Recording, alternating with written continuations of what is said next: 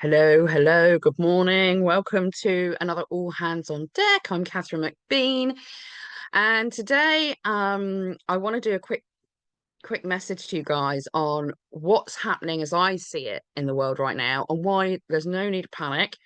There's every reason to feel quite jubilant, and to understand the roles we're probably going to have to play next.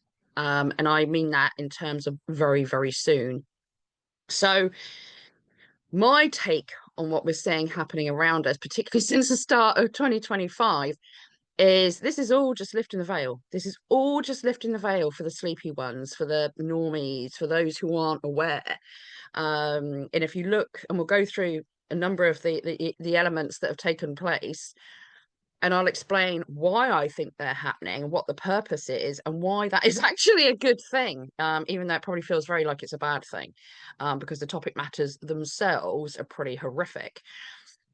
However, where they lead and the purpose that they're being revealed now proves that this is actually a good thing in the bigger scheme of things. So we start 2025 and kind of hit the ground running immediately with, I think it was just before New Year hit, wasn't it, that Elon started talking about the HB1 visas. And obviously Vivek Ramaswamy jumped in, who's suddenly gone very quiet since that time. And what it did, it made people question Musk, which I think is always a good. I think everyone should be questioned all the time. I question everything all the time, even though I've been at this for donkey's years. I always go back round. You know, you've always got to question everything. So, irrelevant of how we feel about Musk as individuals, I'm not too worried about that right now. That's another conversation. But what he did was he showed that there are massive numbers of legal immigrants coming to the US and effectively taking job roles from American people because they'll do it cheaper, they'll work longer hours, they want to get their relevant visa status sorted. So for them, it's hugely attractive to work huge amounts of hours and not for that great a deal of money. And what Musk and Ramaswamy were originally focusing on was very key specialist positions that they wanted to bring people in for, who they claimed from certain other nations generally had higher knowledge and certainly what they would consider to be a better work ethic. And this absolutely infuriated, I think, most Americans, to be quite honest. There was a huge pushback on it. And what it did was opened up conversations about legal migration, let alone the illegal stuff, and the impact that has on an economy, it has on the American people.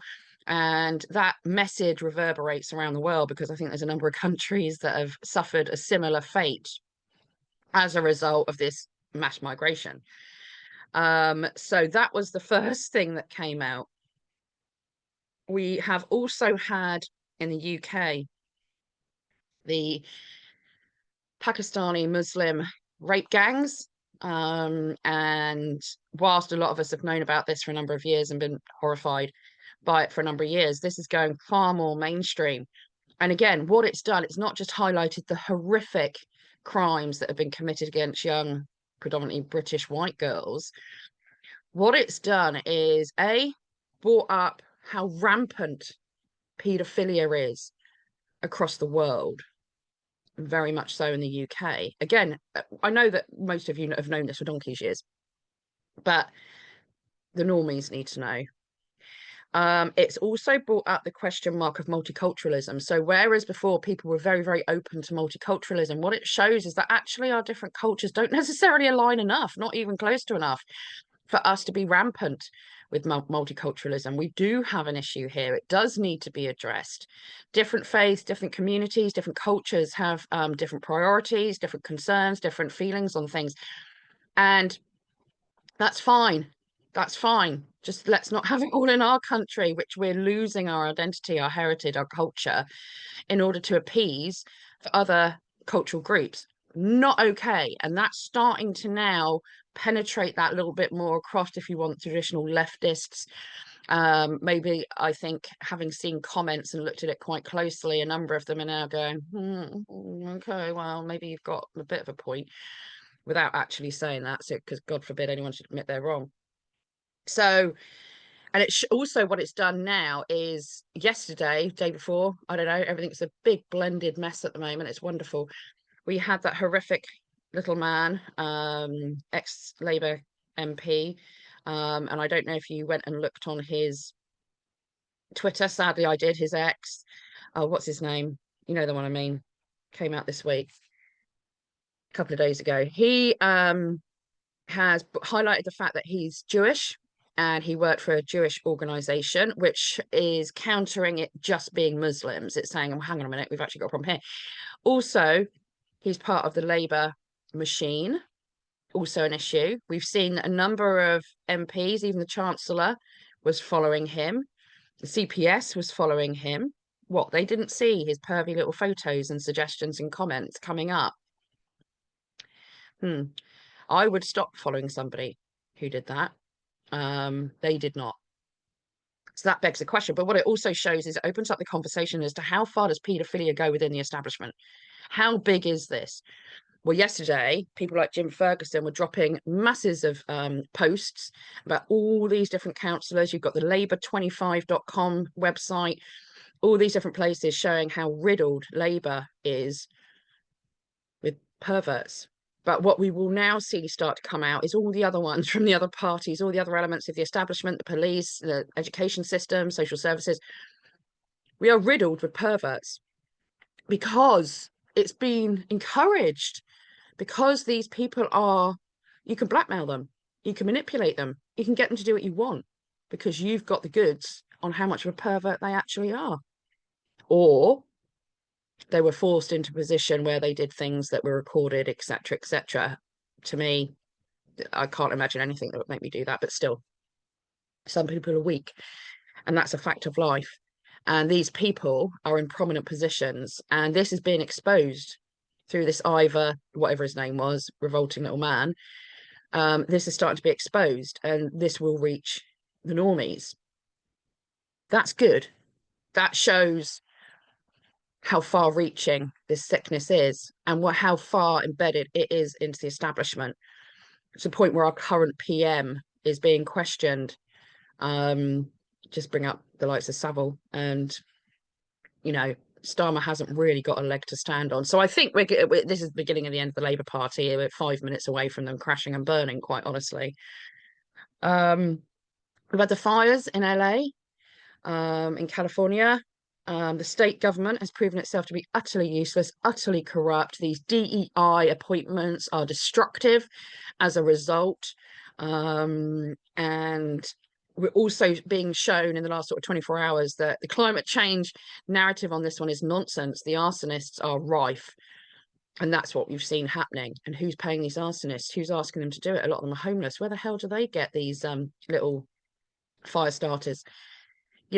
Loads of questions being asked, and it shows the lacking of the insurance companies, the federal and the state government, and what they have been doing. It shows that they're flying in to take up the land like they did in Maui and utilize that for investment growth. And it's just, fine, brilliant, show the world, you carry on, you crack on, because everyone's starting to see what you're really made of. So we've had that as well. We had Mel Gibson in the last few days, can't remember what day, he went on Joe Rogan and he was talking about cures for cancer and exposing Big Pharma further. That's, whilst we've seen some of this coming out, I think Mel Gibson can appeal to those maybe who are non-political, and he's being quite blasé about it, as was Rogan. So I think those conversations are helpful. People don't out there, those that are asleep, they haven't got a clue that there's ways to deal with a number of different diseases, including cancer. And these conversations are so imperative. They're so important. And they're being brought to the fore. The light's being shone. Good stuff. Good. Let's keep having it. We've seen a couple more articles. There was one in the Telegraph, I think it was yesterday, about the COVID jabs and the fact that the government are going to have to change, or potentially change, the structure for payments for those that have been injured.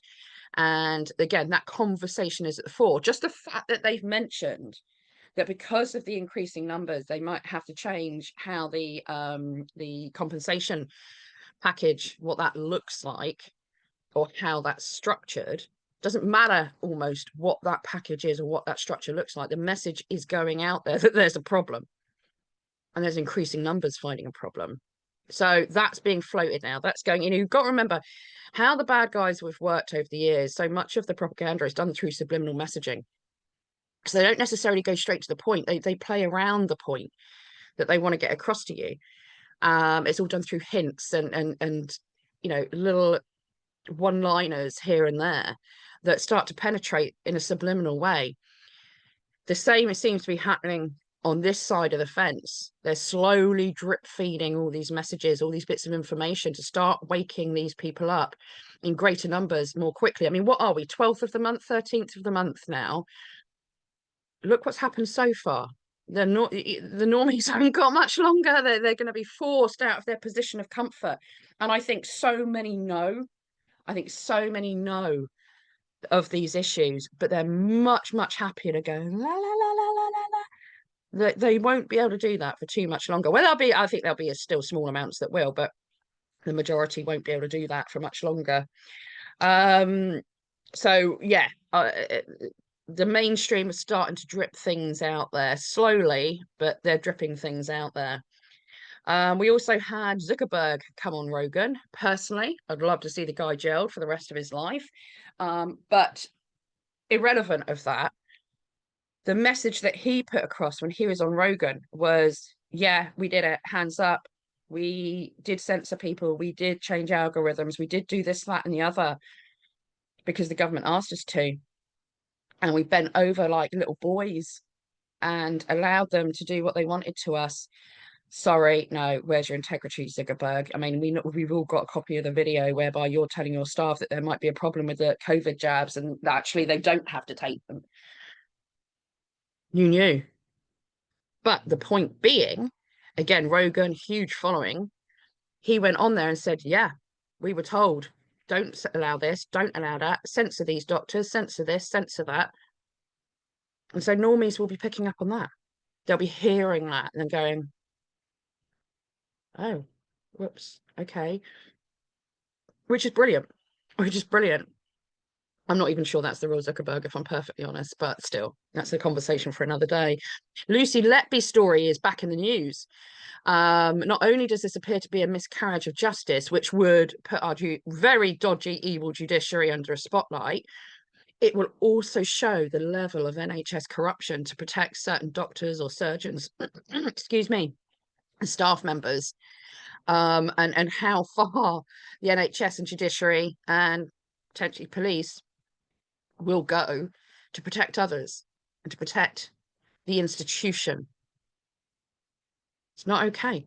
And that's going to keep coming to the fore. That one hasn't exploded yet. That one will explode. I don't think we're necessarily a gazillion miles away, but that one will explode.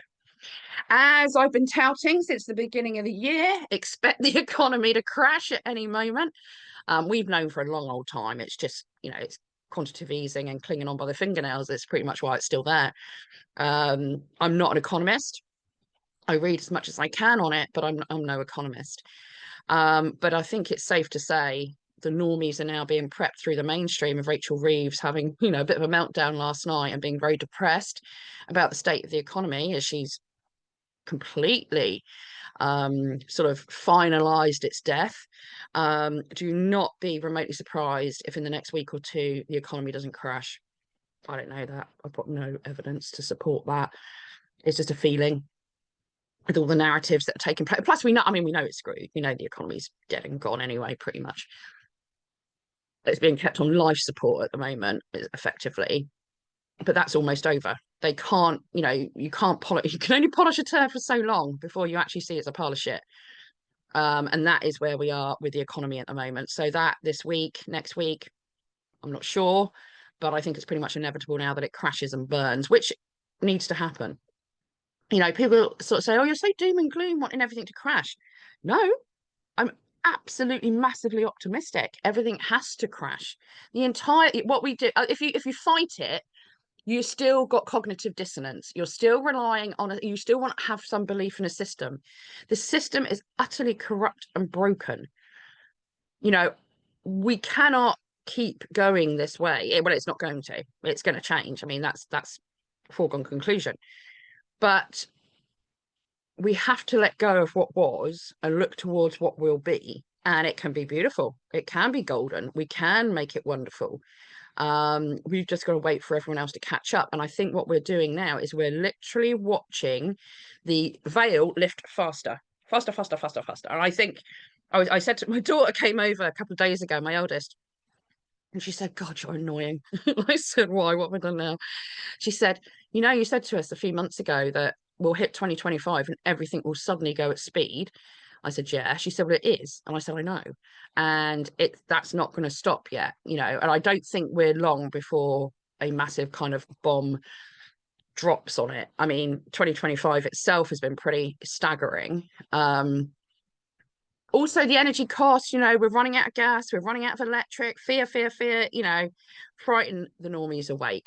But the reality is that we have moved towards this green agenda, and as a result we're losing more and more and more self-sufficiency in this country.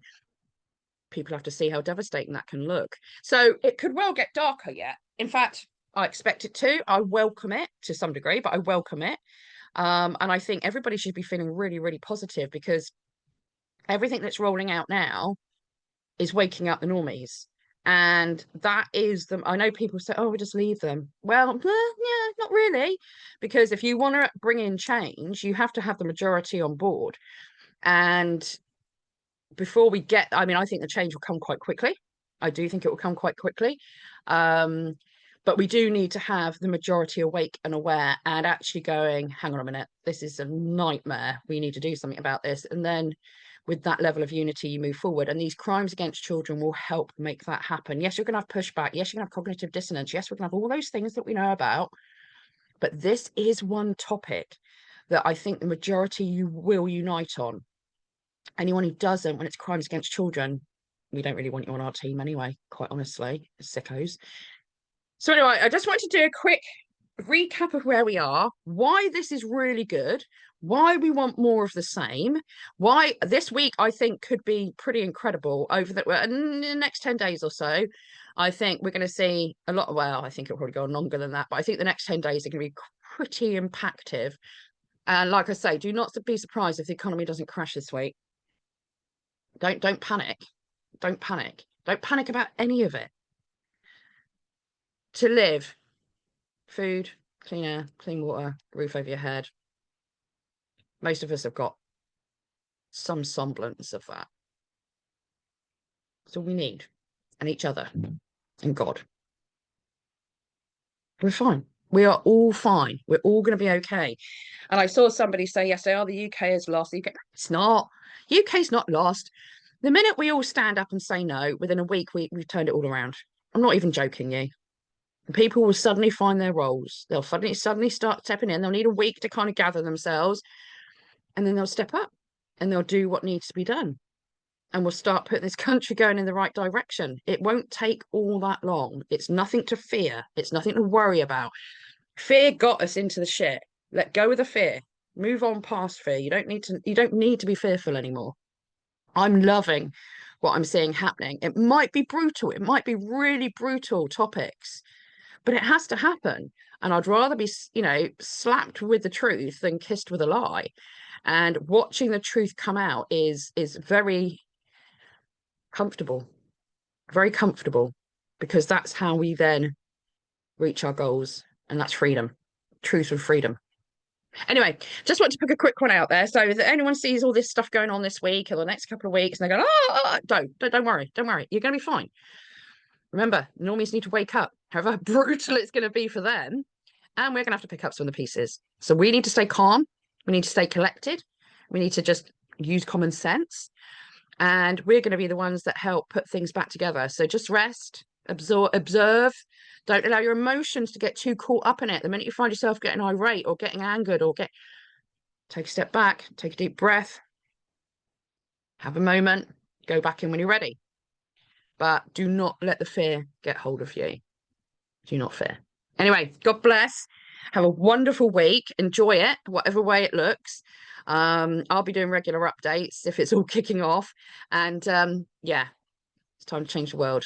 Anyway, God bless. Speak soon. Take care.